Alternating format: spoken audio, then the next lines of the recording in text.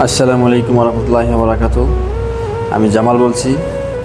তো মালদ্বীপ প্রবাসী ভাইয়েরা, এই মুহূর্তে অবশ্য আমি নামাজে যাওয়ার জন্য পরিস্থিতি নিয়েছি। আর বিশেষ করে দেখেন, এই প্রবাসী জীবনে একজন প্রবাসী ভাই ছাড়া আমাদের আপন বলতে আর কেউ নাই।